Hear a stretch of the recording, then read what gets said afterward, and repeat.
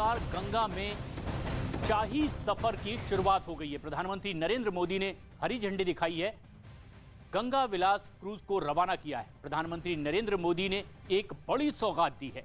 PM Modi ने कई projects का उद्घाटन भी किया, कुछ का शिलान्यास किया। साथ ही साथ प्रधानमंत्री मोदी ने गंगा विलास क्रूज को हरी झंडी दिखाकर रवाना किया।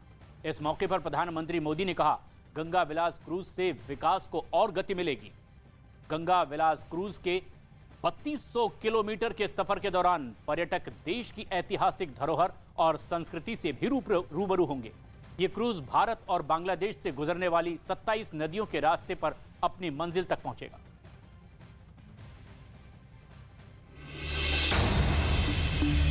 दो 2023 में शनि की पावर होगी डबल।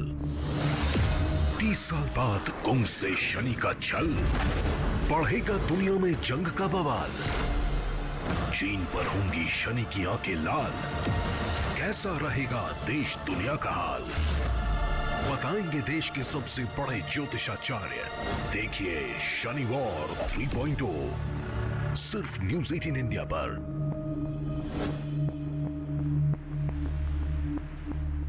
रूस के इसी एंजल्स एयरबेस पर ड्रोन से हमले हुए थे। उन हमलों को रूस ने यूक्रेन की साजिश बताया था। रूस का एंजल्स एयरबेस उसके TU-95 और TU-160 परमाणु बॉम्बरों का अड्डा है और ड्रोन अटैक में उसका एक TU-95 बॉम्बर तो बुरी तरह बर्बाद भी हो गया था।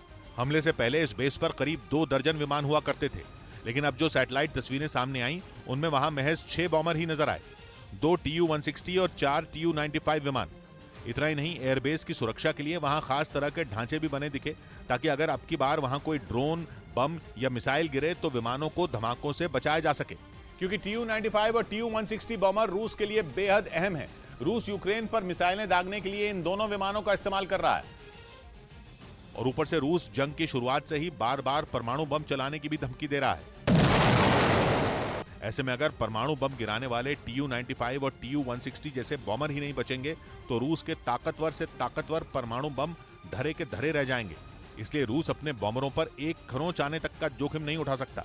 शायद इसीलिए सैटेलाइट तस्वीरों में उसके एयरबेस पर कम बॉम्बर नजर आए। जिसके बाद इसी महीने की शुरुआत में यूक्रेन का किया वो दावा पुख्ता होता दिखा, जिसमें उसने कहा था कि उससे डरकर पुतिन ने एंजल्स एयरबेस से अपने परमाणु बॉम्बरों को शिफ्ट करना शुरू कर दिया है, ताकि यूक्रेन के हमलों की आंच रूस के परमाणु बॉम्बरों तक पहुंचे भी ना।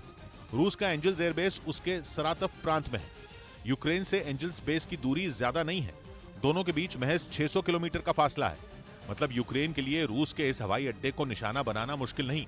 और फिर दिसंबर में एयरबेस पर हमला हो भी गया था, लेकिन हमले के करीब 1 महीने बाद कुछ दिन पहले यूक्रेन ने दावा किया था कि रूस ने एंजल्स एयरबेस से अपने कम से कम 6 TU-95 परमाणु बॉम्बर शिफ्ट कर दिए हैं।